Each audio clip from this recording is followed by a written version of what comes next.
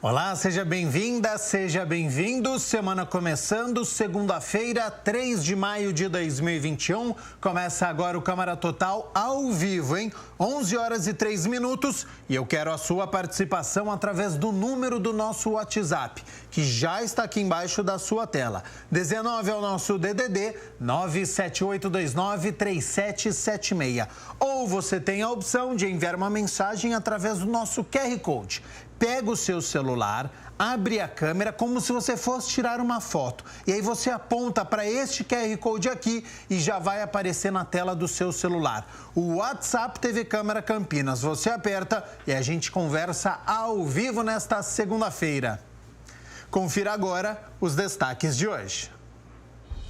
O vereador Carmo Luiz solicita à Prefeitura mais infraestrutura aos passageiros de ônibus e pede cobertura nos pontos de espera. O projeto de lei do vereador Marrom Cunha pede a criação do programa de escola inclusiva e um selo de reconhecimento de qualidade da educação. Secretaria Estadual de Educação oferece opção no formato híbrido para os jovens e adultos que queiram completar os estudos na educação básica. E no esporte, Guarani vence mais uma e se aproxima das quartas de final no Campeonato Paulista. Ponte Preta perde a terceira seguida e se afasta da próxima fase. Quarta-feira tem derby. No plano de retomada das aulas presenciais, hoje é o retorno das crianças de 3 a 5 anos nas escolas do município. Acredito que um momento muito aguardado pelos pequenos. Então, para falar sobre estes protocolos, as regras, preparação dos colégios, aciona o nosso repórter André Aranha, que está ao vivo, ao lado do secretário municipal de Educação, José Tadeu Jorge, e vai nos passar as informações. Seja bem-vindo e bom dia, André. Pois é, isso mesmo, Gabriel. Bom dia para você, bom dia para todo mundo que está acompanhando o Câmara Total. Portanto, as atividades estão de volta, não é? Nas escolas municipais, atividades que não aconteciam desde março do ano passado e, portanto, retornam agora, não é? Retornaram nesta segunda-feira em 130 creches aqui da cidade de Campinas e também 44 entidades conveniadas à Secretaria de Educação. Bom, como você disse, eu estou ao lado do secretário José Tadeu Jorge, secretário de Educação, para falar justamente a respeito desta situação. Muito obrigado por atender a nossa reportagem. Bom dia para o senhor, secretário. Bom dia, é um prazer, uma satisfação estar aqui. Bom, como a prefeitura se preparou para essa volta às aulas nesta segunda-feira? Bom, com muita dedicação, com muito afinco, porque precisamos dotar as escolas de toda a infraestrutura necessária por uma volta com segurança. Então, a Vigilância Sanitária analisou uma a uma as nossas escolas e indicou todas as providências necessárias para que os protocolos de segurança fossem seguidos. Bom, nessa primeira semana as escolas recebem alunos com idade entre 3 anos e 4 meses, a 5 anos e 11 meses. É isso, né, secretário? É exatamente aquilo que nós chamamos de agrupamento 3 da educação infantil, que é mais ou menos o que seria a pré-escola no sistema educacional brasileiro. Bom, importante a gente falar também que no dia 10 de maio retornam as crianças com idade entre 1 ano e 8 meses a 3 anos e 3 meses do chamado agrupamento 2, é isso? Exatamente, o agrupamento 2 volta na segunda que vem. Bom, como a escola se preparou, secretário? Como as escolas se prepararam? Como estão as medidas sanitárias e outras para atender, evidentemente, todo esse público? Há uma série de protocolos que foram estabelecidos pela Vigilância Sanitária e a Secretaria da Educação olhou para cada escola individualmente e providenciou todas as indicações de infraestrutura, como ventilação, como lavatórios disponíveis, para que as crianças pudessem cuidar da higienização durante o tempo que estivessem na escola. E os mecanismos de proteção individual kits de máscaras, álcool gel, squeeze. Uma cartilha foi encaminhada aos estudantes e às famílias para que conhecessem todas as precauções necessárias em relação à Covid. E também os professores receberam máscaras de tecido, face shield, álcool em gel. As escolas estão todas dotadas de totens de álcool gel, de sabão nos lavatórios, enfim, todos os protocolos, e especialmente o distanciamento mínimo de 1,5 metro entre as crianças nas salas, no refeitório, porque essa é uma questão fundamental em termos de segurança. Bom, a volta ela é presencial, secretário, mas a família poderá optar por voltar ou não nesse momento. Exatamente. Não é obrigatória a presença, né? Então, as famílias podem analisar, podem avaliar, podem vir à escola verificar os procedimentos que estão sendo adotados e concluírem, de acordo com o seu pensamento, com a sua avaliação, sobre o retorno ou não da criança. Os alunos que não voltarem não perdem a vaga, né? Não, claro que não. Os alunos que não voltarem continuam naquilo que é possível nas atividades remotas, que são atividades que podem ser realizadas em casa, sem a necessidade da presença nas escolas. Uma pergunta importante, secretário: as famílias dos alunos que não voltarem vão continuar recebendo alimentação?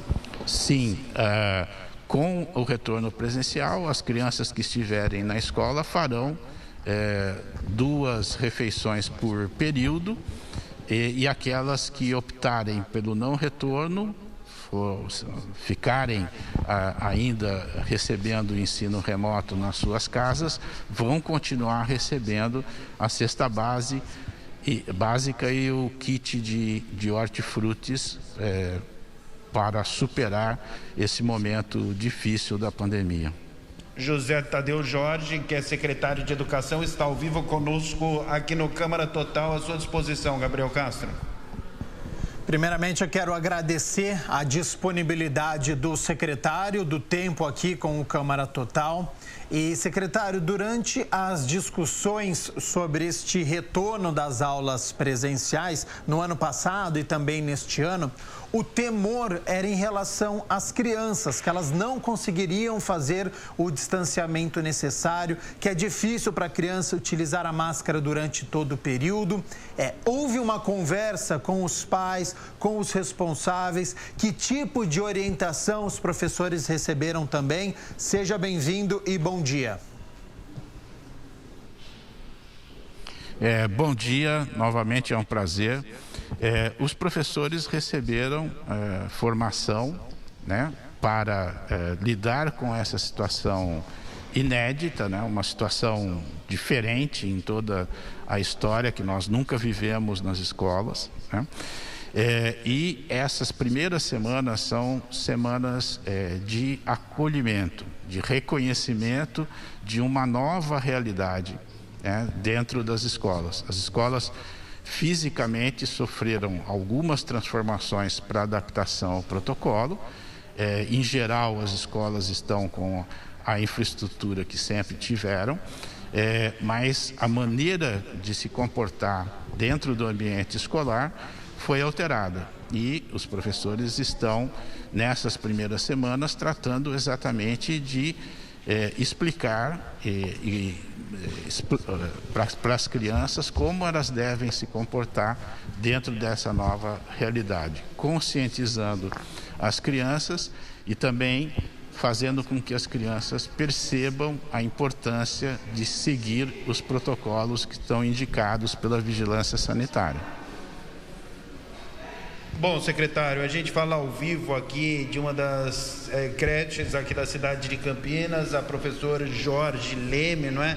Inclusive nós chegamos bem antes dessa nossa entrada ao vivo, o repórter cinematográfico Cristiano Ribas fez algumas imagens, eu conversei também com a diretora daqui, a gente percebe realmente que as coisas estão todas certinhas, ao distanciamento social, as mesinhas todas, não é, com a distância correta, álcool em gel em praticamente todos os lugares.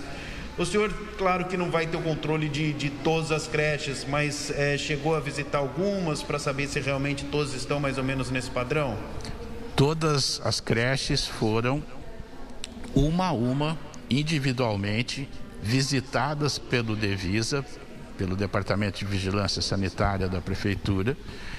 O Devisa fez um checklist de todas as necessidades para o cumprimento dos protocolos e indicou a essas escolas todas as providências que deveriam ser tomadas para a adequação. Portanto, é possível dizer que todas as escolas que reabriram atendem aos protocolos estabelecidos pela Vigilância Sanitária. Se há dificuldade ou impossibilidade de atender o protocolo, a escola não abre, ela só abre se receber o aval do Devisa e, portanto, estar dotada de toda a segurança necessária. Bom, o pessoal que viu a minha abertura, eu falei 130 creches aqui na cidade de Campinas, aí pode falar, puxa vida, mas não são 161, é que não são todas nesse momento, não é, que tiveram as aulas retomadas por aquela questão da idade, da criançada e tudo mais, né, secretário? Exatamente, são dois grupos que não retomaram. Há algumas creches que só têm agrupamento 2 e 1, que voltam no dia 10 e no dia 17, respectivamente. Então, essas escolas que só têm agrupamento 2 e 1 ainda não reabriram. Há um outro grupo de escolas que ainda estão providenciando o atendimento àquilo que foi apontado pela Vigilância Sanitária. Em algumas escolas, especialmente as mais antigas, há indicações que são muito elaboradas, que exigem inclusive reformas. Então, essas estão demorando um pouco mais para que essas reformas possam ser realizadas e aí sim termos o aval da Devisa e, portanto, elas estariam dotadas de toda a segurança. E então, quando essas reformas forem concluídas, elas voltarão às atividades presenciais. Ô secretário, caso seja detectado em alguma escola casos de Covid-19, qual é o procedimento, né, nessa situação? É importante dizer que na entrada tem aferição de temperatura e imediatamente detectada uma temperatura elevada, acima dos padrões, essa criança ou o professor ou o profissional da educação já nem entra nas atividades e é encaminhado ao atendimento médico. Também é importante ressaltar, isso está na cartilha, que quaisquer sintomas relacionados à Covid estão todos explicitados nessa cartilha. A pessoa não deve vir à escola, seja criança, seja profissional que trabalha na escola. E imediatamente há um contato com a vigilância sanitária, também regionalizada, encaminhamento ao posto de saúde, encaminhamento ao atendimento médico. Então há uma barreira de proteção, que são exatamente esses protocolos elaborados pela vigilância sanitária. E eles permitem que nós não coloquemos na escola pessoas que tenham qualquer sintoma. E essa detecção é muito importante para que dentro da escola o ambiente tenha maior segurança. Muito obrigado pela participação ao vivo aqui no Câmara Total, secretário José Tadeu Jorge, secretário de Educação, falando a respeito dessa volta às aulas nas escolas municipais. Foi um prazer, estamos à disposição para qualquer esclarecimento que se faça necessário em relação a esse retorno presencial. Então tá bom, muito obrigado. Lembrando, Gabriel Caso, que a gente está falando da creche, não é? Professor Jorge Leme, uma das 160 creches aqui da cidade de Campinas. Tudo preparado, não é? No período da manhã já houve o retorno. Aqui eu vou pedir para o Cristiano mostrar para a gente, olha, por exemplo, tem um banquinho aqui onde as crianças vão ficar. Aonde está essa carinha verde aqui, olha só, aqui o pessoal pode sentar, a criança pode sentar. Mas aqui não, ó, tem o xizinho vermelho, então sentaria uma criança aqui e outra aqui. É o distanciamento social e desta forma, logicamente, a gente vai ajudando, né, a combater a Covid-19. Eu volto com você, Gabriel Castro. As crianças vão se adaptando também, né? Muito obrigado, André Aranha, por todas as informações. Agradeço novamente a disponibilidade do José Tadeu Jorge, secretário de Educação do município. E a gente torce muito, né, para que este protocolo dê certo. Além do conteúdo que é importante para as crianças, a saúde mental, né? Este contato com outras crianças. Então, que seja um protocolo seguro e que não tenha aí nenhum caso de Covid-19. 11 horas e 17 minutos, o mês de maio marca o início do período de estiagem aqui na região sudeste, com a ausência de chuvas. E a Defesa Civil Regional está realizando uma operação especial para combater as queimadas e garantir maior qualidade do ar para toda a população. Garganta seca e irritada, nariz congestionado, dor de cabeça. Esses são alguns dos sintomas que as pessoas podem sentir por causa da baixa umidade relativa do ar, fenômeno típico registrado durante o período de estiagem. Para o meio ambiente, a ausência de chuvas ainda provoca o agravamento da poluição, a escassez de água nos rios e lagos naturais e a consequente dificuldade na agricultura. Por isso, a Defesa Civil promove, a partir de 1º de maio, a Operação Estiagem. A Operação Estiagem ela se desenvolve todo ano, a partir do dia 1º de maio e vai até dia 30 de setembro. É o período em que o índice de chuva é muito baixo, onde existe uma perspectiva sempre de que haja um aumento de incêndios na região. E isso você precisa sincronizar as ações do município, das 20 cidades, no sentido de enfrentar uma situação de estiagem.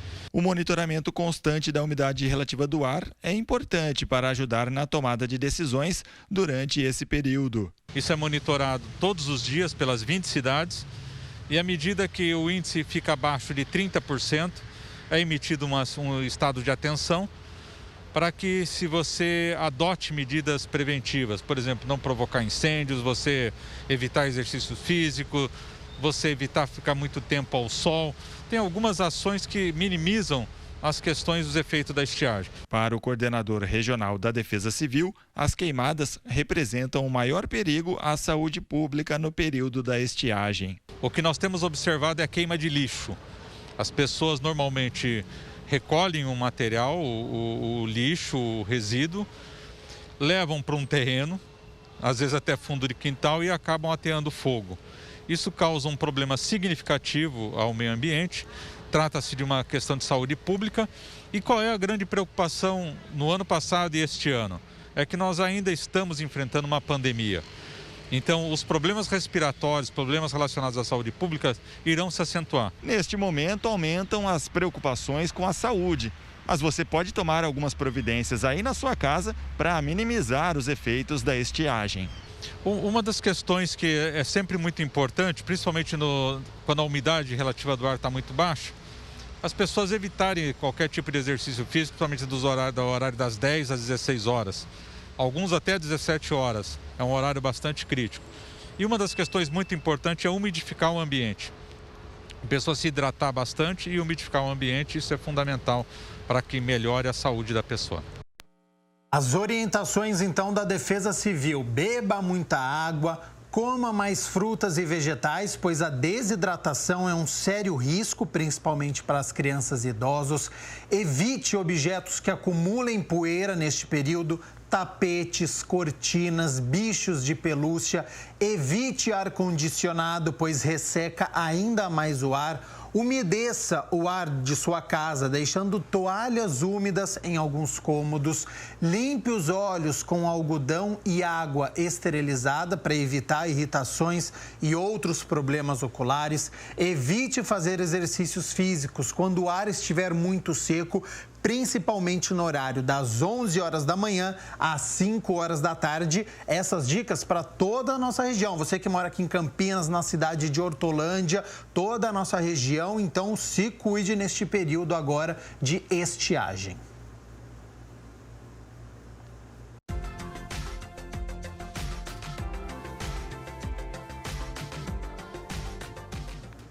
E já que a gente está falando de estiagem, a semana começa com tempo estável, permanece assim como você viveu aí neste fim de semana, com o sol aparecendo durante o dia e nada de chuva. Olha só, aqui na minha tela nós já temos a previsão para esta terça-feira, 4 de maio, o sol aparecendo entre poucas nuvens e a temperatura mínima de 14 e a máxima pode chegar aos 28 graus.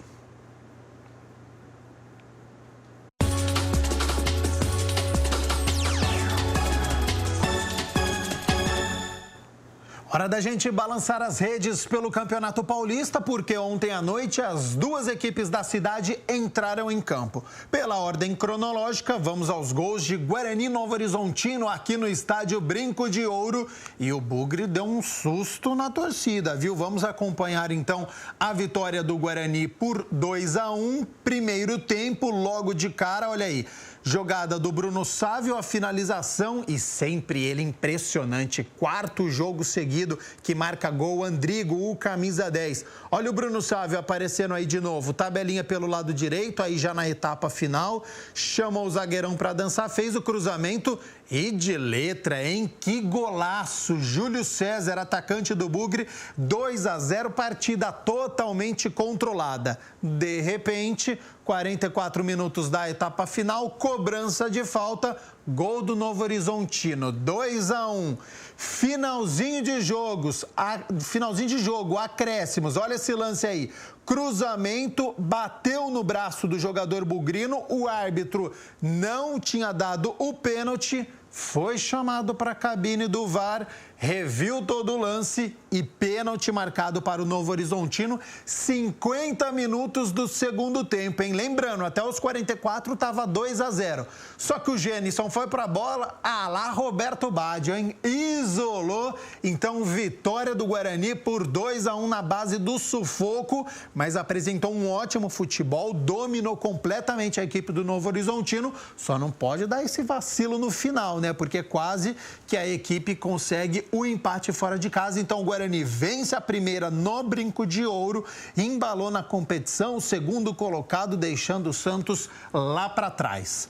Um pouco mais tarde, às 10h15 da noite, foi a vez da Ponte Preta entrar em campo. A gente tem os gols também da Macaca, que jogou lá em Itu. E quando a fase não é boa, olha só, primeiro minuto de jogo, veio o cruzamento, o zagueirão já estava lá dentro da área e o Matheus abriu o placar para a equipe do Ituano. Primeiro minuto de jogo, 1-0 Ituano. A resposta da Ponte foi rápida, olha a jogada do Paulo Sérgio com o Apodi, fez o giro, bateu de pé na esquerda, um bonito gol, uma jogada interessante do ataque ponte pretano, o Apodi que jogou como um ponta esquerda, tudo igual 1-1. Último lance do jogo, já tinha passado dos 49 minutos, o árbitro foi chamado até o VAR, você viu o lance aí, marcou pênalti para a equipe do Ituano, a gente já tinha passado dos 49, ele tinha dado 4 minutos, o Fernandinho foi para a bola, Igor Vinhas de um lado, a bola para o outro, vitória do Ituano. Terceira derrota consecutiva da Ponte Preta na competição. Perdeu 2 em casa, Inter de Limeira e Mirassol, e agora foi derrotado pela equipe do Ituano. A Ponte, se quiser sonhar com a classificação, precisa torcer contra a Ferroviária hoje, que enfrenta a equipe do Mirassol. E na quarta-feira tem derby, hein? Ponte Preta e Guarani no estádio Moisés Lucarelli, mas amanhã a gente fala mais sobre este duelo da Macaca com o Bugre. Vamos fazer o seguinte agora, 11h26, eu vou fazer um rápido intervalo e na volta a Mirna Abreu já está aqui nos nossos estúdios, já está se preparando porque tem as notícias da metrópole de Campinas, as notícias do Legislativo aqui da Câmara, tem ainda o nosso quadro de educação, hoje é dia de culinária, muitos assuntos, não saia daí.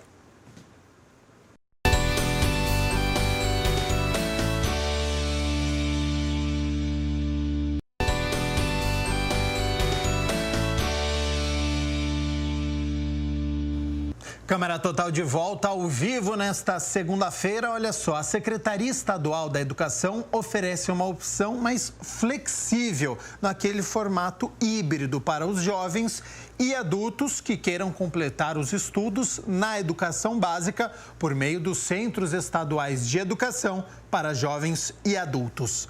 Este é o tema de hoje do quadro De Olho na Educação.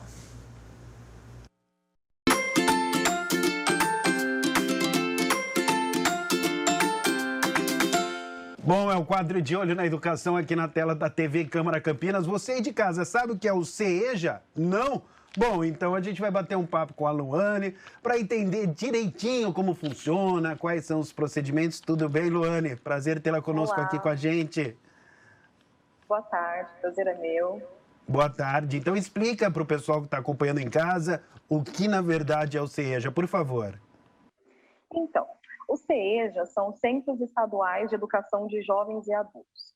Esses centros ofertam a modalidade Educação de Jovens e Adultos em horários flexíveis para aqueles estudantes que têm outras responsabilidades e que não puderam cursar a educação básica na idade estabelecida por lei. Bom, então o que a gente sabe é que a Secretaria Estadual de Educação está oferecendo, né, para jovens e adultos uma forma de complemento dos estudos. Eu gostaria que você explicasse para o pessoal que está assistindo a gente no quadro De Olho na Educação como que vai funcionar tudo isso. Bom, os nossos CEJAs existem desde 1981 e desde então a gente oferece a chamada EJA de presença flexível. Então o estudante faz a matrícula em um dos CEJAs, em um dos centros estaduais, e ele tem a obrigatoriedade de comparecer à escola uma vez no mês. Uma vez no mês no mínimo, né? Então, pelo menos isso, pelo menos no mês ele tem que comparecer uma vez. Isso, pelo menos. Os estudantes vão mais do que isso, bem mais, na verdade, né? E esses encontros com os professores são feitos de forma agendada. Então, no CEJAs, a gente trabalha com ensino individualizado. Então, o estudante faz uma prova, uma avaliação diagnóstica, os professores de cada matéria que ele for se inscrever traçam uma estratégia pedagógica, de metodologia, para que esse estudante consiga concluir essa etapa de ensino na qual ele se inscreveu, que pode ser ensino fundamental, os anos finais, né, do 6º ao 9º ano, ou ensino médio. E esse professor vai traçar uma maneira de fazer com que esse estudante desenvolva essas habilidades da melhor forma possível. Então, nesse sentido, os professores elaboram atividades, elaboram roteiros de estudo, porque todo o material do Centro Estadual de Educação de Jovens e Adultos é autoinstrucional. Então, uma das principais características dessa EJA de presença flexível é justamente o estudante conseguir cursar aquelas disciplinas no tempo dele. Então, não existe isso de série. O estudante se matricula em uma etapa, então se ele quer concluir o ensino fundamental, ele se matricula na etapa do ensino fundamental e cumpre uma disciplina por vez, duas ou todas as disciplinas de uma vez só, no tempo dele. Então ele não tem um tempo para finalizar essa etapa. Entendi. Então esse é certamente o X da questão, né? Ele pode ir realmente no tempo dele, não tem aquele desespero, aquela pressa. Então, de repente, ele está fazendo, tem uma outra atividade e tudo mais. Então, é mais ou menos por aí, né? No tempo dele, é isso? Isso.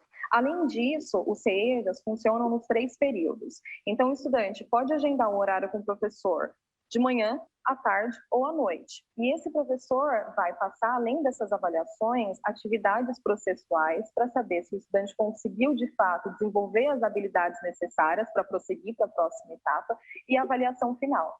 As avaliações finais são feitas todas no CEJA. Tá? Nesse momento de pandemia, alguns municípios que estão com restrição, as escolas estão fechadas, os CEJAs estão aplicando as avaliações remotamente também.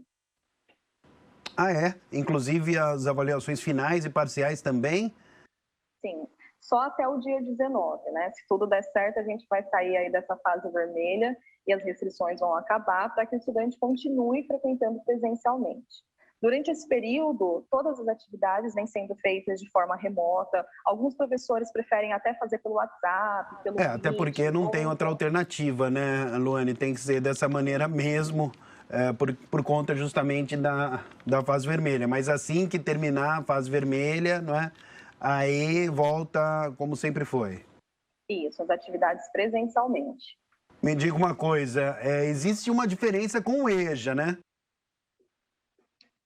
Sim, na verdade é uma educação de jovens e adultos, só que a EJA de presença obrigatória, que a gente costuma apelidar de regular, ela tem a presença diária do estudante e ela é dividida em termos, né? Então, primeiro termo, segundo termo e terceiro termo do ensino médio, e assim também acontece com os anos finais.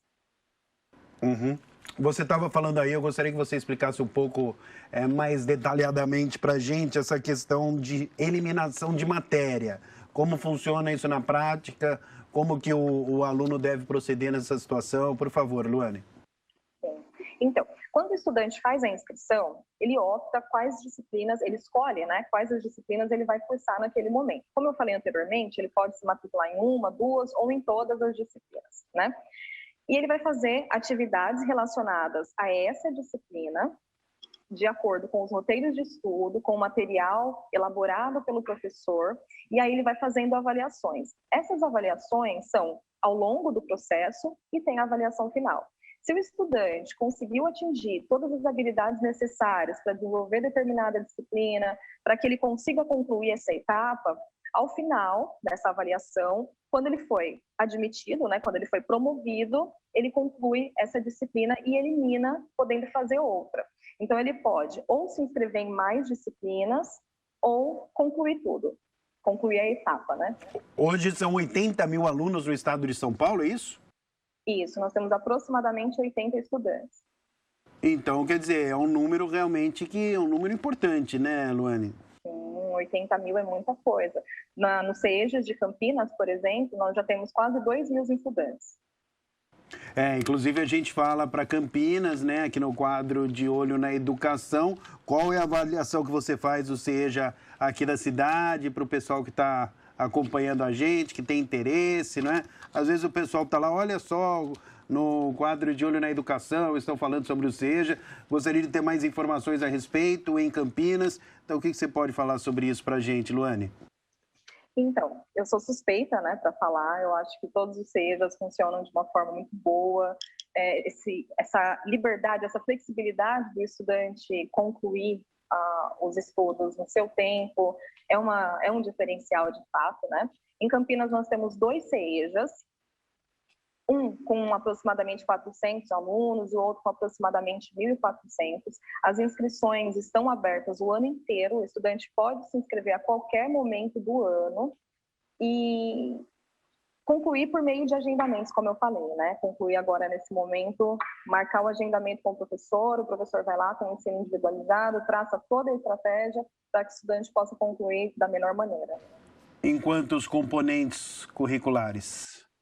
No ensino médio, nós temos 13 componentes e no ensino fundamental são 8, 9, agora eu me esqueci. Os componentes são as disciplinas, né? Português, matemática, história, geografia, e aí fica a critério do CEJA ou do estudante, né? Na verdade, quem escolhe mesmo a disciplina que vai cursar é o estudante, mas dependendo do caso, como é feita uma avaliação diagnóstica que antecede esse início das aulas, o professor pode indicar que ele faça uma disciplina antes para ter base, para concluir outras e assim por diante.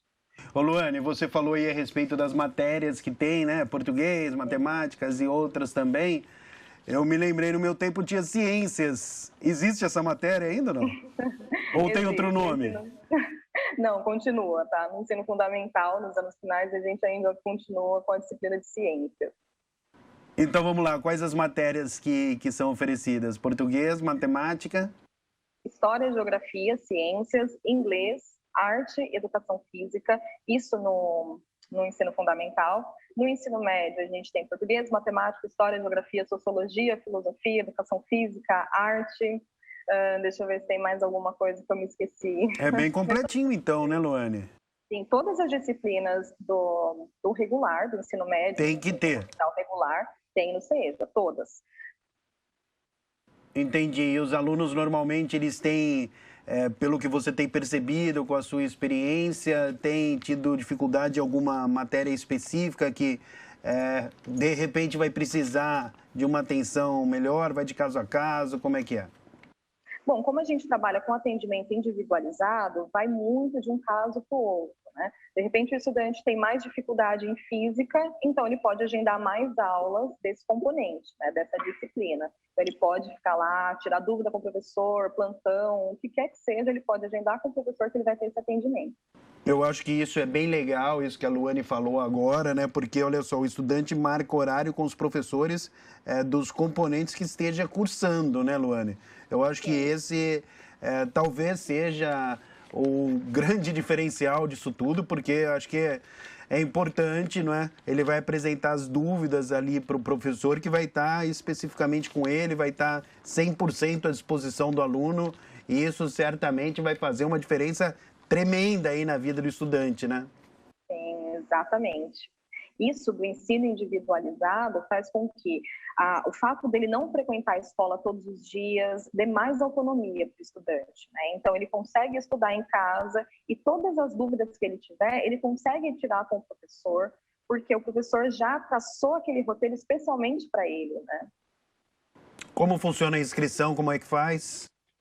Bom, a inscrição é feita nos próprios CEJAs e a qualquer momento do ano, né? Agora, nesse momento, até o dia 19, os CEJAs também estão abertos, né? Exceto naqueles municípios, como eu falei anteriormente, que estão com restrição. Os CEJAs estão abertos e é possível fazer inscrição. Bacana, Luane. Mais alguma coisa para a gente finalizar a entrevista? Muito legal, muito esclarecedora. Mais alguma coisa que você queira passar para o pessoal que está assistindo a gente, que esteja, de repente, interessado em fazer parte de todo o processo? Sim, pessoal, voltem para a escola. É muito importante concluir a educação básica. A gente tem a possibilidade, né, com os CEJAs e com a EJA de presença obrigatória, existe a possibilidade de concluir os estudos. Voltem, gente. Eu sei que esse momento está bem complicado, muitas pessoas desempregadas, e o CEJA, nesse momento, principalmente, é uma grande oportunidade.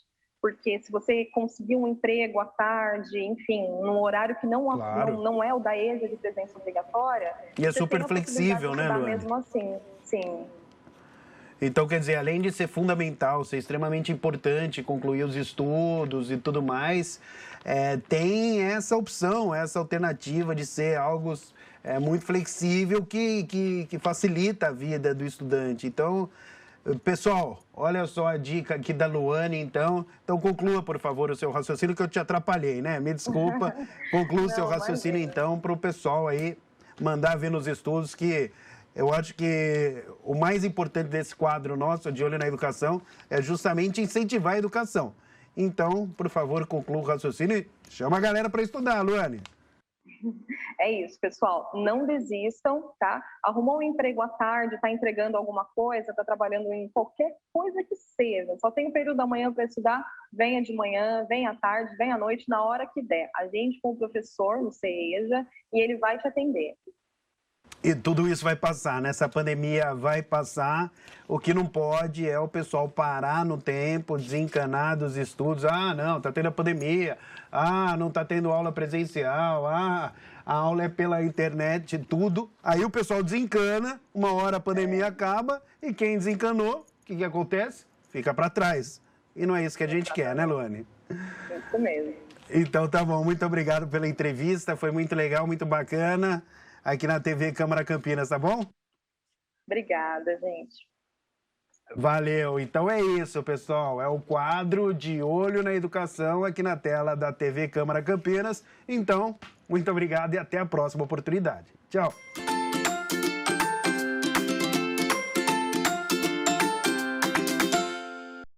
Muito obrigado novamente, André Aranha, sempre com as informações aí em relação à educação. Programa muito bacana, lutando sempre contra a evasão escolar.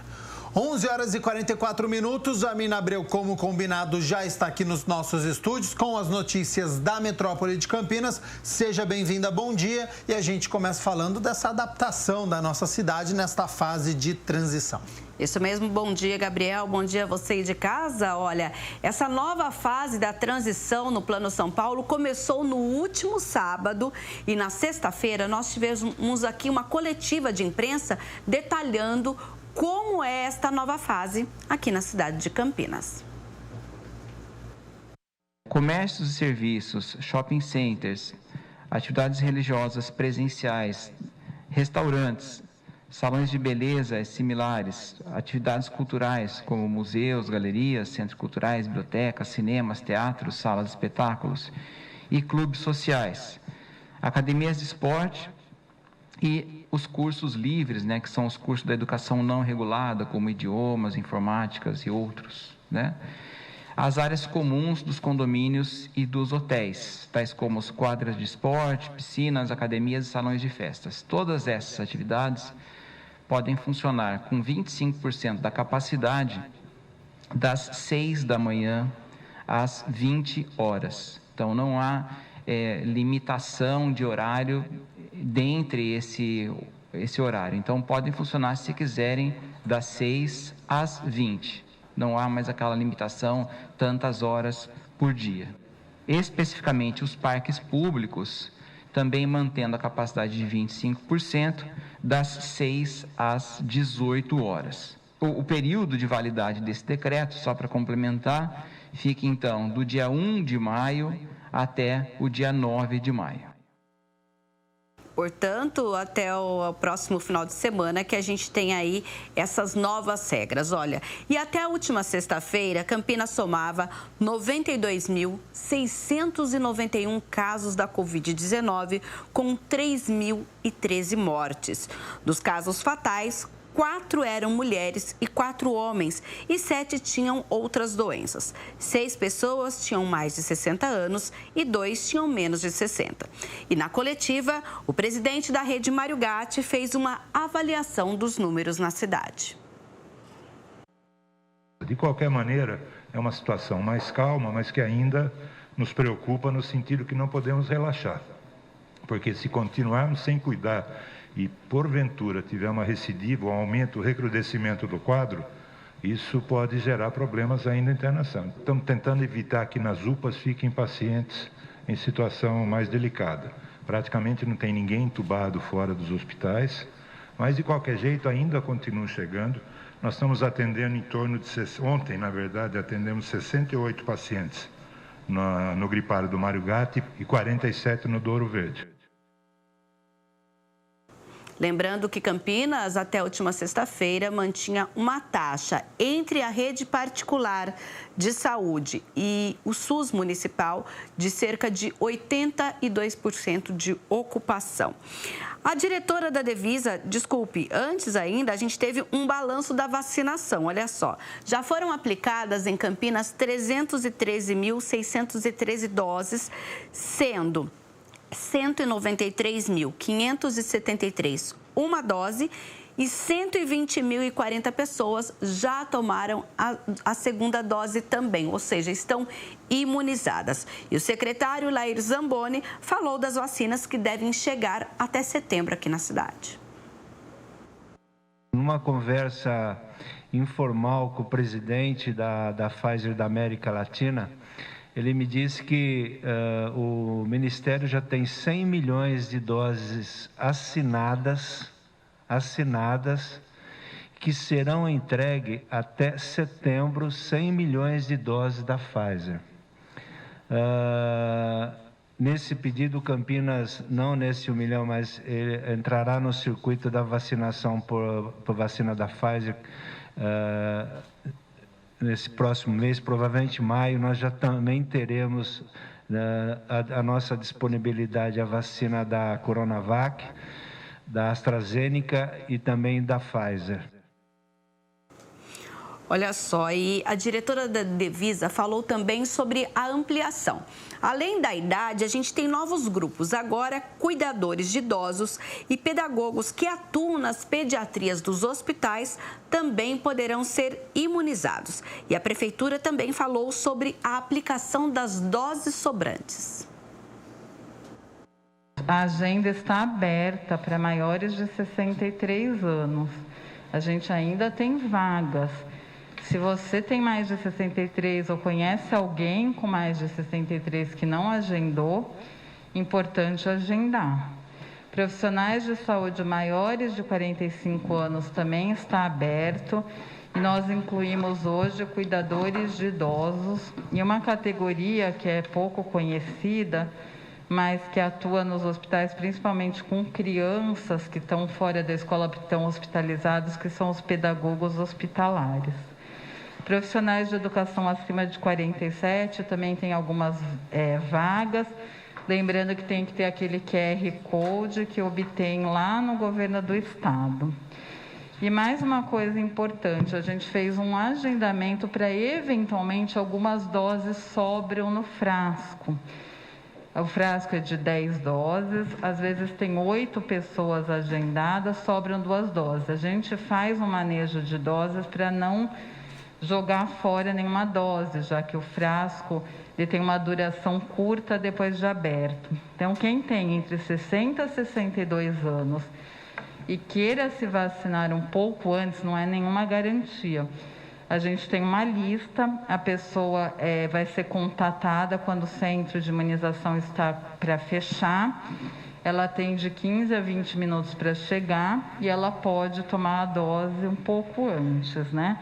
Brevemente chegará essa faixa etária, mas para fazer esse manejo de doses sobrantes. Olha, então, para fazer aí o cadastro para ter a possibilidade de receber as doses sobrantes, também é no vacina.campinas.sp.gov.br.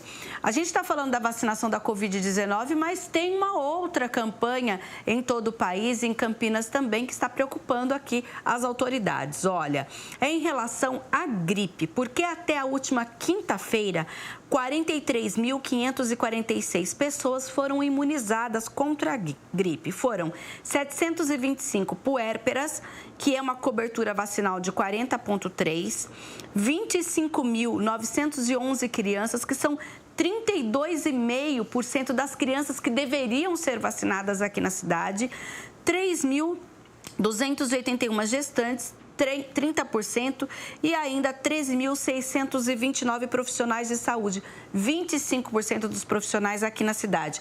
A meta é vacinar até o dia 10 de maio 90% desse público, ou seja, nós temos 145 mil pessoas nesta fase da vacinação contra a gripe que precisa ser imunizada. E diante desses números, a diretora da Anvisa fez aí um apelo para que as pessoas procurem os locais de vacinação. Vacinação de gripe, influenza está aberta. De novo, é muito importante que todo mundo que está nas faixas etárias se vacine.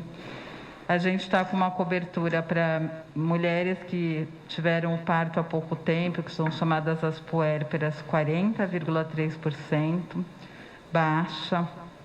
Gestante, 30%, crianças, que é de 6 meses a menos de 6 anos e que adoecem gravemente por influenza, 32,5%.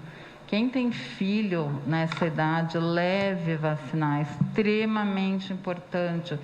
A gente com uma vacina que não tem risco, que é uma vacina de vírus morto, que não causa gripe, pode vir a ter uma criança internada e até evoluindo a óbito numa doença que a gente tem vacina. Trabalhadores de saúde, 25%. Então, está tudo baixo. A gente faz um apelo novamente que as pessoas aproveitem. É uma vacina muito boa. Olha só, então se você tem crianças em casa de até 6 anos, ou seja, 5 anos, 11 meses e 29 dias, ainda dá tempo de procurar um local de vacinação, se for puérpera, gestante ou profissional de saúde, justamente porque a gente lembra que os hospitais, eles estão cheios. A gente falou agora há pouco da questão de 82% de internação com a Covid. Então, a gente evita que essas pessoas sejam internadas com a gripe, aí fazendo menos pressão sobre o sistema público de saúde. E para tentar, Gabriel, ajudar nesse momento em que as pessoas precisam se vacinar contra a gripe, olha só, a partir de hoje, trabalhadores da saúde de serviços públicos e privados têm mais um local, que é o Centro Cultural de Inclusão e Integração Social, lá o CIS Guanabara, na Rua Mário Siqueira, 829, em uma parceria com a Unimed. Olha, o espaço foi cedido pela Unicamp. A Prefeitura vai fornecer a vacina e os insumos e os profissionais do Hospital Unimed Campinas vão aplicar a vacina, que pode ser das 8 da manhã às 6 da tarde. Se você for desse grupo, então, tem mais um local aí, ou no posto de saúde mais perto da sua casa, ou do seu trabalho, ou agora também no CIS Guanabara, que fica ali pertinho da sede da Unimed em Campinas. Mina Abreu, você falou sobre a fase de transição que está a cidade de Campinas. Nós temos algumas telas aqui para o pessoal de casa poder acompanhar, porque são as mudanças, né? Hora fase vermelha, fase laranja.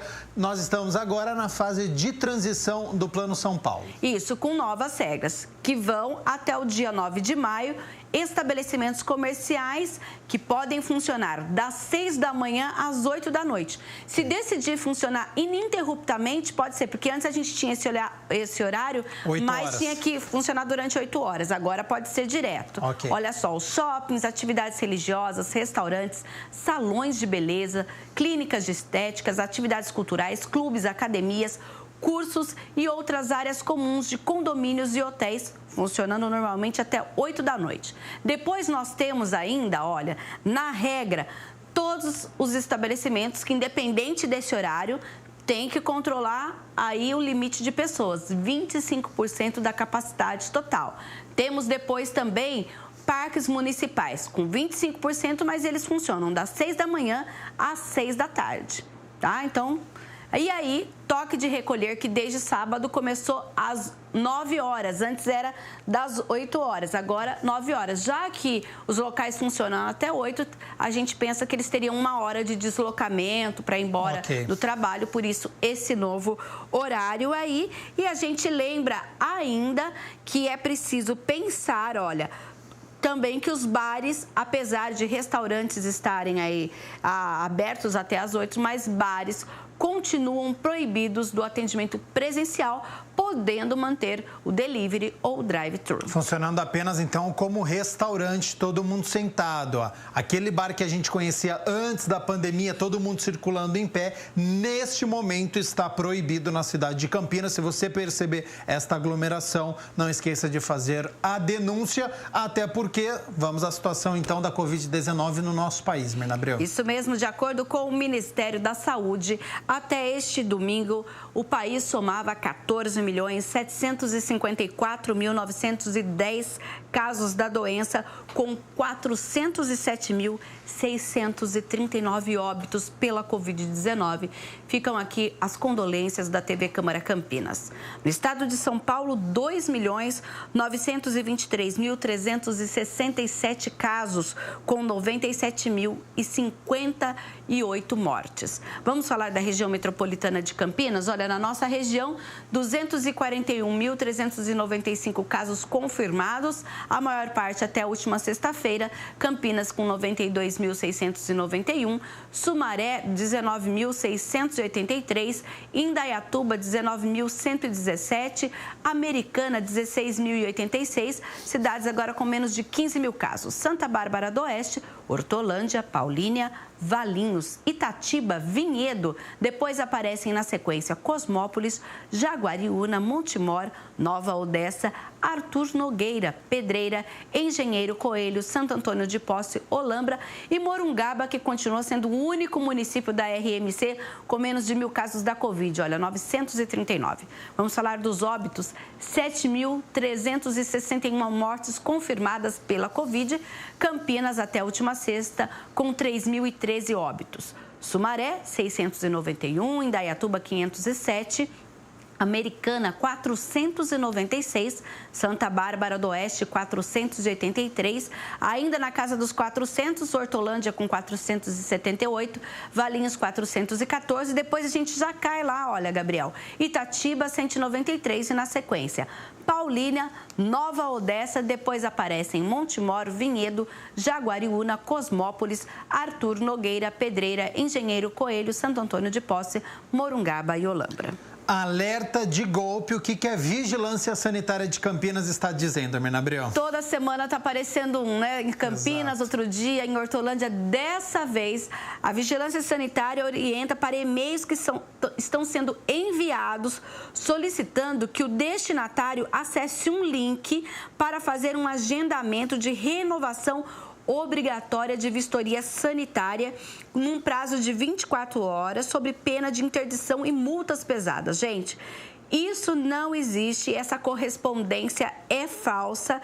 O remetente ainda se identifica como sendo da Anvisa, Coordenadoria da Vigilância do Estado ou da equipe de controle da Covid em Campinas. Atenção, você que administra alguma clínica, alguma entidade hospitalar, não clique nesse link, não passe nenhuma informação e avise através do telefone 156 que recebeu esse e-mail suspeito.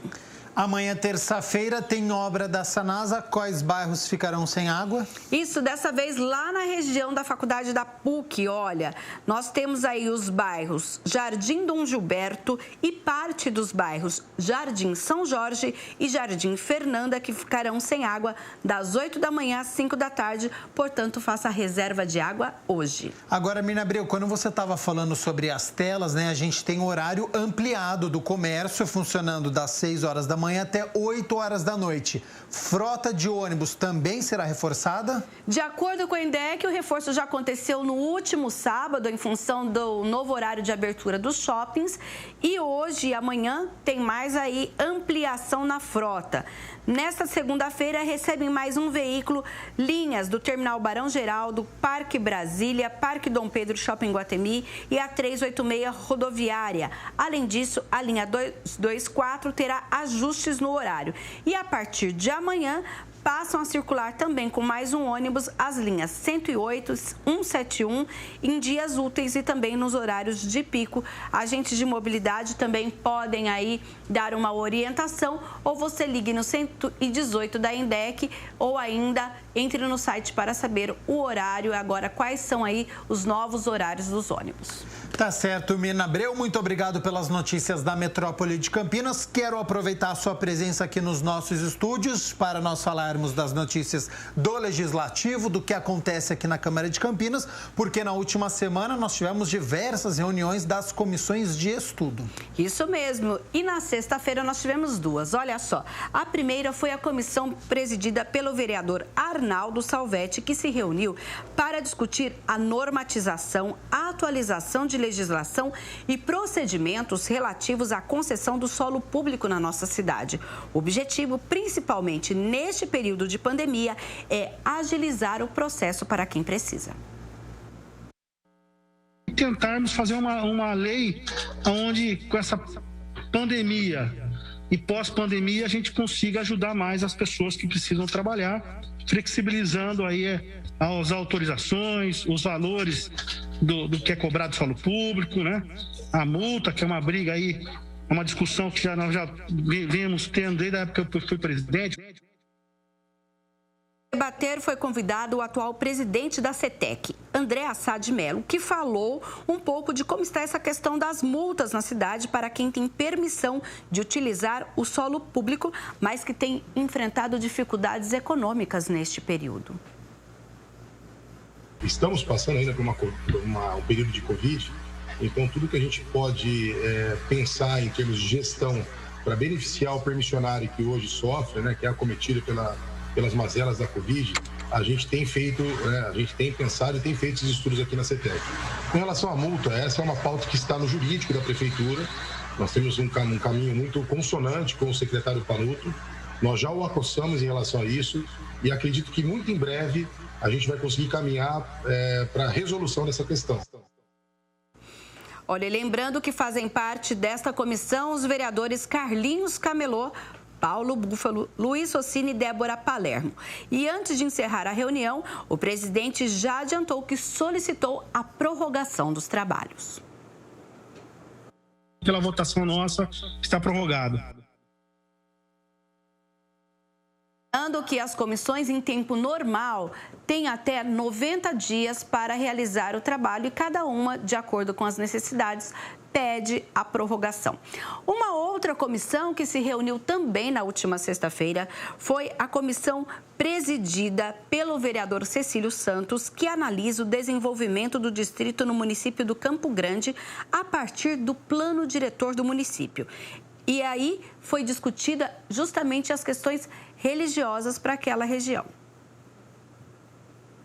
Isso é muito importante em função da gente ter um distrito distante do centro, população carente de políticas públicas, e o nosso objetivo é, recolhendo todas essas informações, condensado num relatório, e este relatório ser apresentado a esta casa e também encaminhado ao prefeito para que conste estas informações do plano plurianual.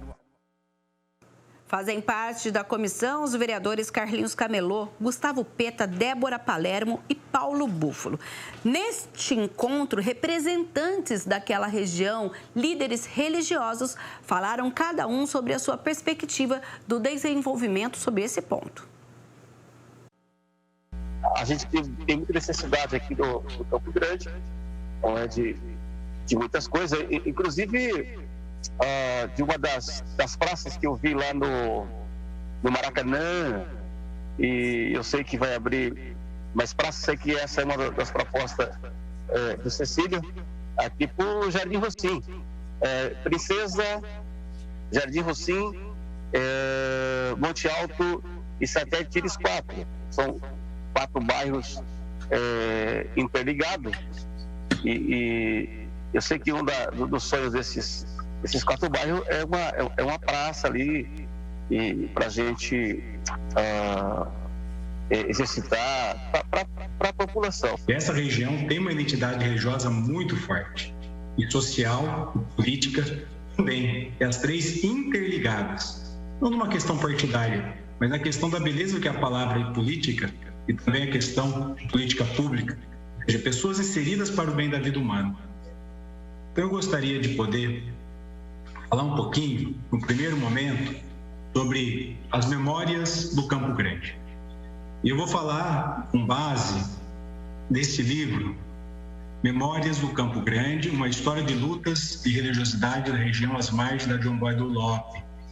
E é interessante porque esse livro, que foi organizado, se eu não me engano, professor da Universidade Católica nossa, a PUC, a professora Ivete Cardoso do Carmo Roldão, juntamente com o professor Arnaldo, Antônia Alzenira, a Rosana, se eu não me engano, aqui do Satélite Tires 1, a Elizabeth Malaquias, o Arnaldo é ali do seu bairro, né, Cecília, do Rocim, Casa de Mediações, diretor da escola ali, né?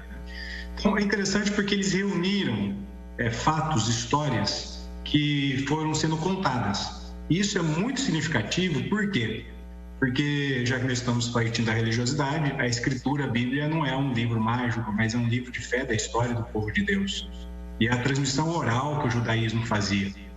Depois sentiu a necessidade de registrar, como também depois do Evangelho e o Novo Testamento. Foi interessante que a pedagogia bíblica da história do povo da região do Campo Grande é pedagogia bíblica porque eles, os autores, vamos dizer assim, me permita com ousadia, usar entre 100 aspas mesmo, o Evangelho do Campo Grande, nós podíamos chamar esse livro Memórias do Campo Grande, porque traz a história de como esse povo se organizou, lutou e vai transmitindo oralmente e agora também registrado. O sistema público, ele precisa, né? Ele tem por todo o cuidado e responsabilidade que há, ele tem a necessidade de ser um pouco mais burocratizado, né? É porque a gente sabe do nível de prestação de contas que há, de toda a estrutura que demanda isso. Então, é um tipo de situação que exige isso tudo. No entanto, a gente que está na outra ponta aqui, né, tentando trabalhar assim como a Igreja Católica faz muito, tentando trabalhar um pouco mais aqui no chão da vida, observando as necessidades e sem dúvida atuando de uma maneira emergente diante dessas necessidades, existe um hiato, né, entre esse tipo de ação solidária e social e a capacidade, né, que que a política acaba tendo de movimentar essas coisas. É óbvio que nós sabemos de tantos e tantos trabalhos, né, desenvolvidos pela Prefeitura de Campinas, especificamente, né, no intuito de tentar alcançar famílias e chegar a esses lugares. No entanto, eu acredito que pelo tamanho da cidade e evidentemente pela quantidade de demanda social que nós temos ainda a desbravar, isso acaba tornando o processo um pouco mais lento e até natural que seja assim. Então, o meu pensamento é que talvez um pouco de fora da política, né? Não conheço nem um pouco de como funciona essa grande máquina pública. Alguma iniciativa que aproxime e que consiga conversar um pouco mais com a emergência da situação, né, social, principalmente aqui no Campo Grande. Ao final, o presidente da comissão falou da importância de discussões como esta aqui no Legislativo de Campinas. A Câmara seja esse espaço de debate, de diálogo, de escuta, e é isso que a gente busca com esta comissão.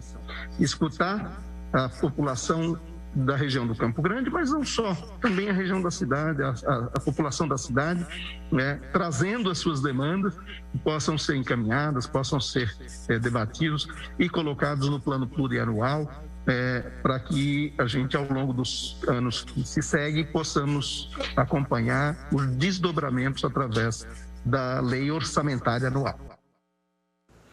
Você sabia que requerimentos e indicações são ferramentas legislativas para a fiscalização do serviço público? E olha só, acompanhar de perto os pontos de ônibus que não têm cobertura para os passageiros é a pauta de um dos documentos do vereador Carmo Luiz. Ele apresentou um requerimento à Prefeitura de Campinas solicitando mais infraestrutura. O requerimento do vereador Carmo Luiz faz alguns questionamentos à Prefeitura de Campinas por meio da Secretaria de Transportes e da Empresa Municipal de Desenvolvimento, a INDEC. Ele pergunta se existe processo em andamento para a troca dos pontos de ônibus e, se sim, se serão colocadas coberturas. Pergunta também se haverá implantação de coberturas em novos pontos, incluindo especificamente a região do entorno do aeroporto de Viracopos e bairros como Jardim Campo Belo, Cidade Singer, Jardim Marisa, Jardim São Domingos e Jardim Itaguaçu. A ausência desta estrutura adequada em muitos pontos da cidade vem gerando reclamações. Na verdade, sempre geraram reclamações de usuários do sistema de transportes públicos, especialmente em regiões periféricas. Hoje, os bairros que estão recebendo as obras do BRT serão os beneficiados com instalação de pontos de ônibus, com cobertura, terminais. Mas as outras regiões também merecem uma atenção especial da Prefeitura de Campinas. Muitos pontos de ônibus que ficam em locais em que há grande fluxo de passageiros aqui em Campinas possuem uma cobertura para que as pessoas possam aguardar com tranquilidade o ônibus chegar.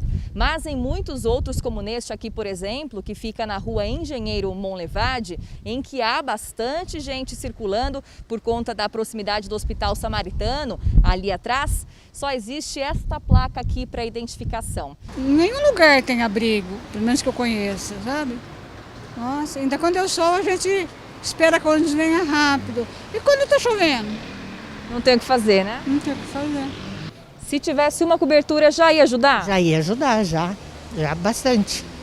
É uma prestação de serviço para o povo, né? Porque não é legal a gente ficar no sol.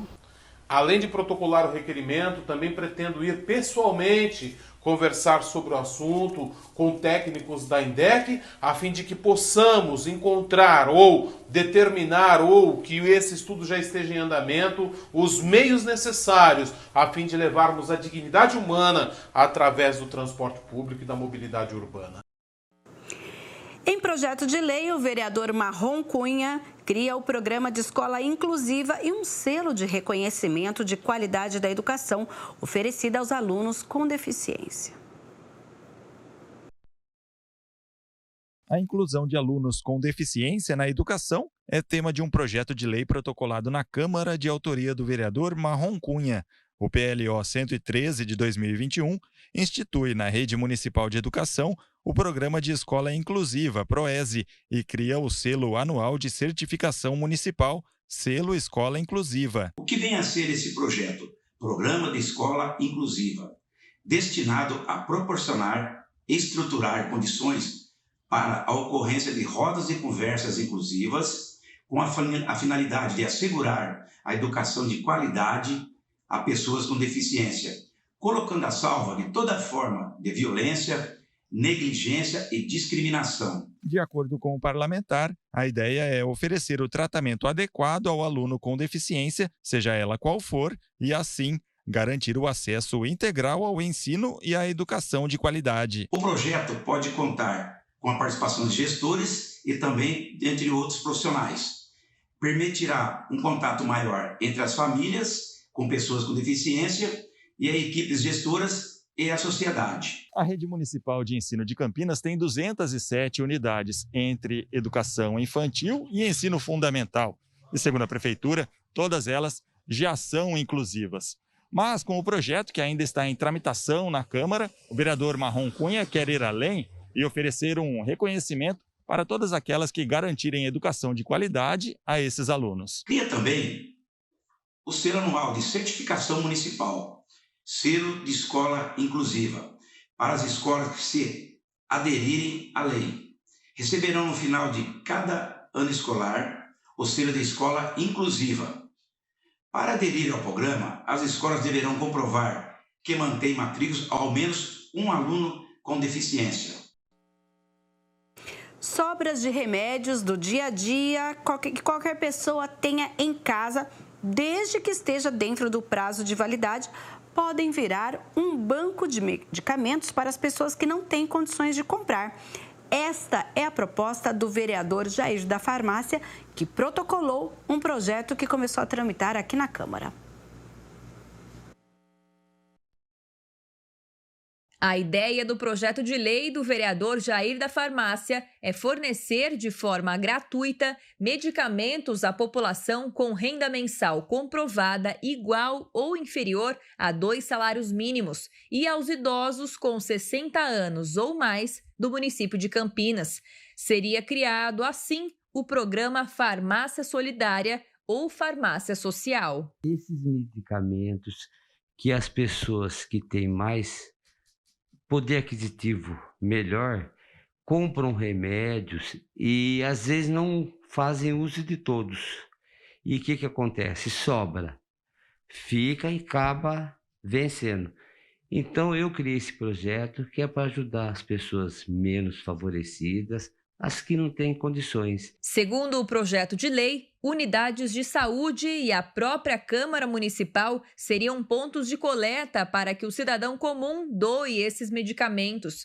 O texto inclui também doações de laboratórios e empresas. A única restrição, segundo o texto original do vereador, é que, para que sejam doados, esses medicamentos devem ser de uso cotidiano, que não precisem de receita médica, como os controlados e os antibióticos. Analgésicos comuns, aqueles que a gente compra na farmácia em grandes quantidades e acabam sobrando nas cartelas, esses sim são bem-vindos dentro do programa Farmácia Solidária.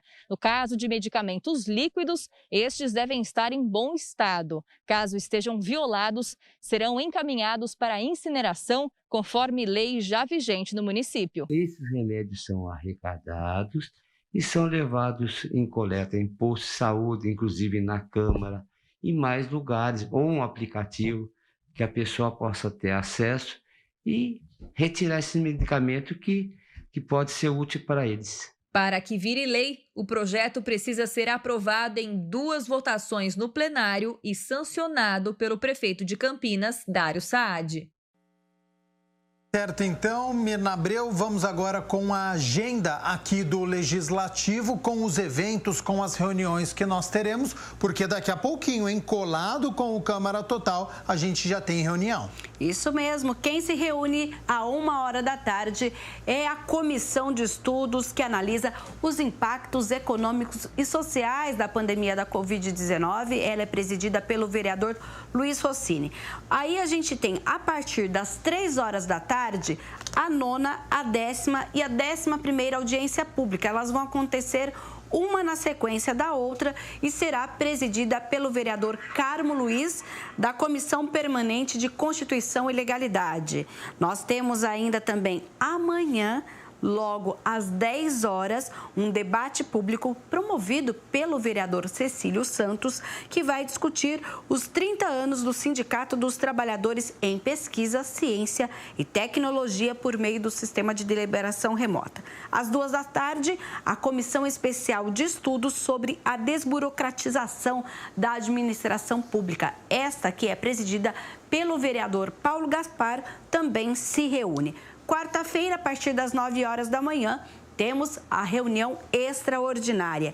Quinta-feira, 10h, um debate público promovido pelo vereador Paulo Búfalo, que vai discutir a Semana Amilar Alves. E às 14h30, a reunião da Comissão Especial de Estudos, que analisa o desenvolvimento do distrito do Campo Grande, esta que é presidida pelo vereador Cecílio Santos. E na sexta-feira está prevista para as 10h, a reunião da Comissão Especial de Estudos, presidida pelo vereador Arnaldo Salvetti, que analisa aí as permissões e o uso do solo público aqui na cidade de Campinas.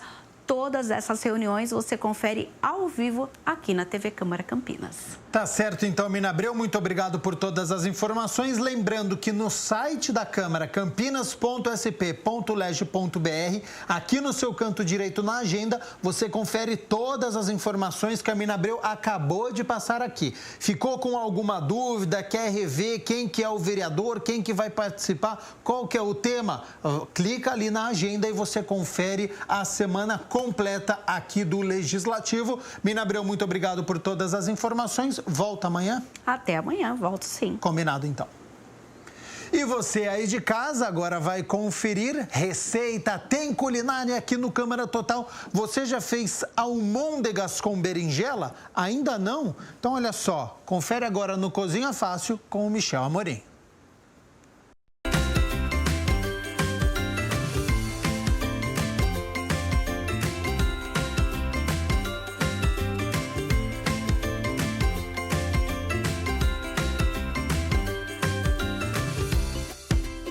Olá, mais uma edição do Cozinha Fácil e hoje nós estamos aqui num ambiente externo, então não repare se você ouvir barulho de carro, porque é normal.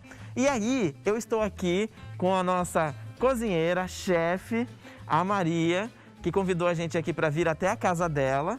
E ela vai ensinar uma receita deliciosa e fácil de fazer, não é verdade? Com o maior prazer, é verdade. Seja bem-vinda no Cozinha Fácil e obrigado por receber a gente. Eu que agradeço, sinto feliz.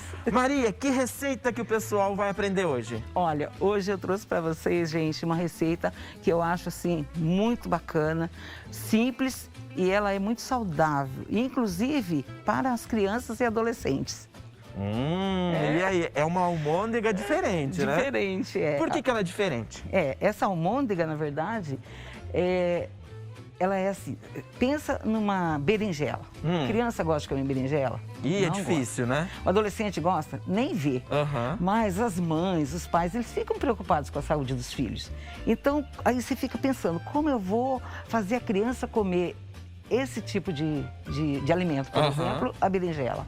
Então, o que a gente fez aqui? A gente fez uma almôndega com a berinjela. A carne moída e a berinjela, porque a berinjela ela tem muitas propriedades, né, que nós sabemos que é muito boa para o colesterol, ela ajuda até a emagrecer, ela tem fibras que funcionam muito bem no intestino, então tudo isso a gente quer colocar principalmente para as nossas crianças, porque se você explicar para eles, eles não querem entender isso, né, eles não pensam nisso, mas nós os pais responsáveis queremos alimentar bem os nossos filhos. Então essa berinjela ela é muito apetitosa, porque ela em volta assim, dela tem uma fatiazinha de bacon. E qual criança e adolescente que não gosta de bacon? Eu pensei muito nisso, por isso eu trouxe essa receita. Não é só criança, adulto também, né? E a gente nem fala de nós, né? Ô Maria, e aí essa berinjela, além das propriedades nutricionais, né? Ela vai também trazer o quê? Sabor? Vai dar uma textura diferente? Sim, você vai sentir uma maciez, porque na verdade a berinjela entra nessa almôndega cozida já. Porque é uma dos melhores jeitos assim, de você comer a berinjela, é cozida. Então, ela entra cozida já na carne, com as suas propriedades. E ali a gente vai colocar ainda outros ingredientes, que vai o pão molhadinho no leite, com todos os temperos que a sua família gosta. E aí você vai fazer a massa, vai o ovo, que é saudável. Então, você vai fazer a massa da almôndega. E aí, então, quando você prepara toda essa massa, aí você vai fazendo as bolinhas e volta no bacon, né? Que o bacon dá o tchan. Aí quando você assa, você vê que toda a gordura do bacon saiu. Então ele fica crocante e com aquela almôndega massinha por dentro. Fala sério, ninguém merece, né? Ô Maria, eu vou aproveitar agora, né? Enquanto a gente está conversando aqui, você aí de casa aproveita para pegar o caderninho, porque nós vamos mostrar ingrediente por ingrediente, as quantidades, né? Então corre agora pegar o caderninho. Enquanto isso, eu vou dar um tempinho aqui que eu vou conversando com a Maria. Eu quero saber as quantidades, que daqui a pouco a gente vai mostrar. Para quantas pessoas rende, então, essa porção que a gente vai fazer? Na verdade, eu coloquei uma porção não muito grande, em que você pode dobrar, entendeu? Se a sua família for maior. Mas aí ela serve bem 8 pessoas. 8 pessoas? 8 pessoas. Bem servido. Sim, porque rende muito, né? E é impossível comer uma só. Ai, que delícia! E é diferente, né? Porque a gente está acostumado com almôndega no molho. Essa, além você pode pensar, poxa, mas o bacon ele é gorduroso. Mas quando você coloca no forno, ele assou e toda a gordura dele foi escorrida. Então, quando a gente tira a almôndega, ela fica saudável. Você tem o sabor do bacon, a textura do bacon, mas você tem uma carne saudável. E a fritura? Aqui a gente está fazendo uma fritura no óleo mesmo. No azeite. Essa a gente não frita. Não frita? Só assa. Isso. Nós não fritamos essa almôndega, não. Mas dá para fritar também na air fry? Sim, dá.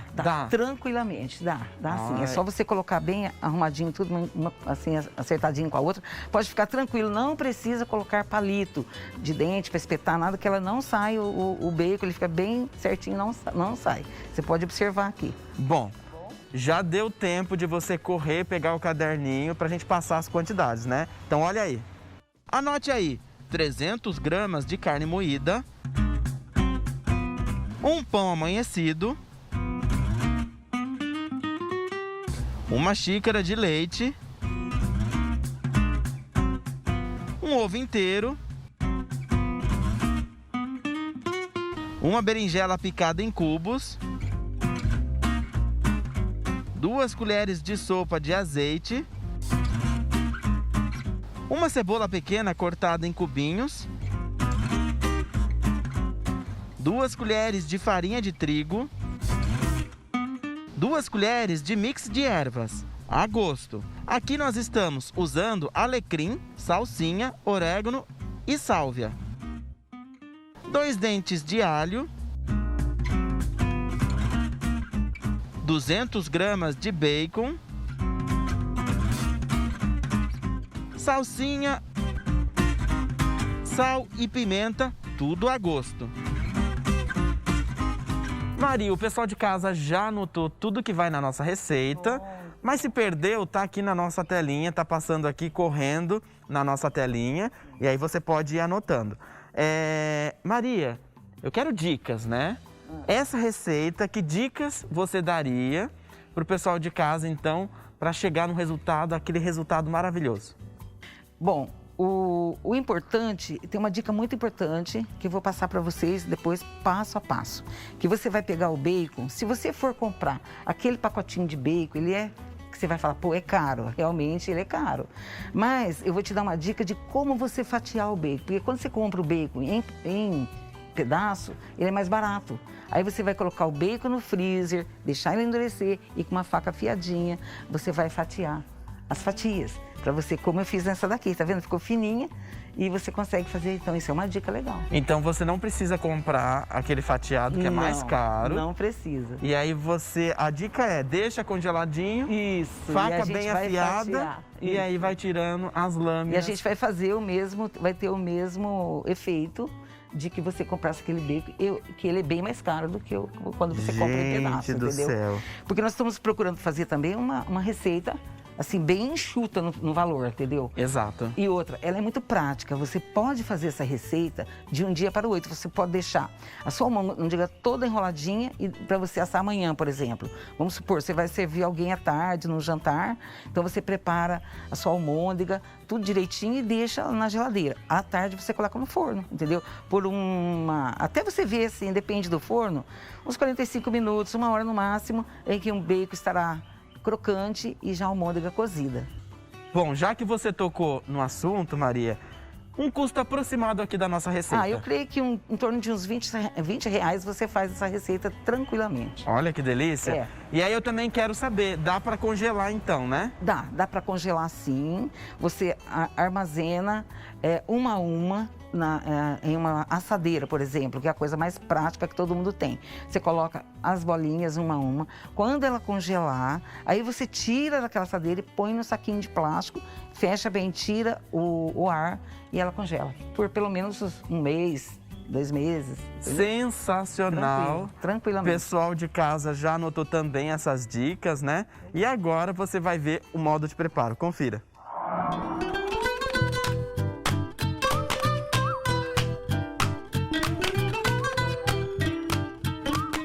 Em uma panela, frite o alho e a cebola no azeite.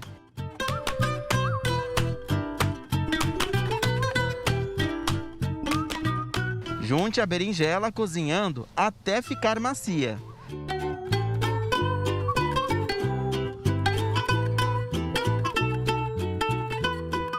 Você vai reservar e deixar esfriar. Junte a carne, a pimenta, o sal, a salsinha e o mix de ervas. Misture tudo muito bem.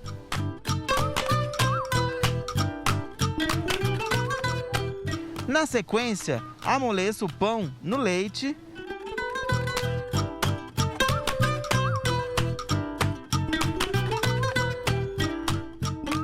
e o ovo e a farinha.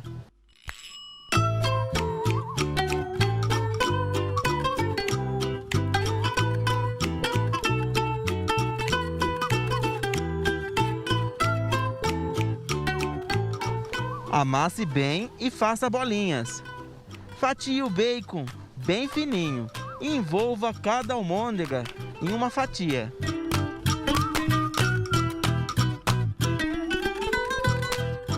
Coloque em um refratário e leve ao forno pré-aquecido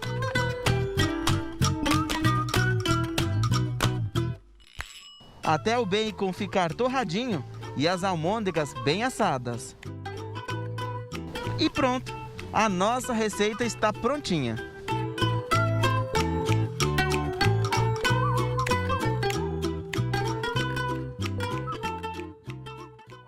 Receita pronta e ela esteve aqui com a gente o tempo todo, né? Sim. No nosso cenário, na nossa mesa. E agora chegou aquele momento, que é um momento que eu tenho que experimentar, né? Eu não vou embora. Eu espero que você... Eu não vou encerrar esse programa sem experimentar. Claro. Maria, eu vou tirar a máscara agora, né? Mas nós seguimos todos os protocolos aqui de higienização, álcool em gel, distanciamento. Mas não dá para experimentar com a máscara, né? Então eu vou pegar aqui, enquanto eu vou experimentando a nossa almôndega aqui com berinjela e essa crostinha, essa fatiazinha aqui de bacon. O pessoal de casa ficou curioso, quer saber, quer experimentar suas receitas, conhecer outras receitas. Claro. E aí, como é que faz? Para entrar em contato comigo, por exemplo, eu tenho o WhatsApp, que é 997 331688. Esse é meu WhatsApp. Se você quiser também pelo Face, eu tenho Cantinho Doce, que é uma página que eu tenho no Face. E também eu tenho o Face, que é Maria Dias Matias. E eu tenho também o Instagram, que é @mariadias.matias. É no Instagram. Então, são esses contatos que eu tenho no momento. Maria do céu. Você achou que tá crocante por fora e eu vou falar, macia por dentro? Vou falar a verdade, viu? Tá real? A que eu faço em casa não fica tão macia assim, não. Mas sabe isso... que é o pão? Não. Será que coloca muito pão? Não, sabe o que é? É a berinjela, você esqueceu? Então, é a berinjela, faz muito mas isso. Mas eu não coloco berinjela na minha, então, eu coloco pão. Mas essa também vai pão. Vai, mas não tá macio. Você viu que coisa? É a textura da berinjela. E você acha que um adolescente comer isso, ele vai gostar ou não? É, claro que vai. Ele vai saber que tem berinjela aí? Não vai. Não vai. Não vai. Eu então, não digo que gente, tem berinjela aqui. Façam para os seus filhos, porque... você não vai se arrepender. Eles vão pedir toda hora para você. Maria, então, o tempo acabou, infelizmente, mas você volta aqui no programa, no Cozinha Fácil, para ensinar uma outra receita, né? Com muito prazer. Sem dar spoiler, então o pessoal vai ter que ficar ligadinho aqui na TV Câmara para acompanhar a próxima receita da Maria. Eu vou encerrar, porque olha quanta almôndega tem aqui. Não sei se eu vou dividir, viu? Ai. Os meninos estão querendo ali, ó. Obrigado, Maria. Imagina, eu que agradeço, viu? Tchau, tchau. Muito obrigada. Tchau, pessoal.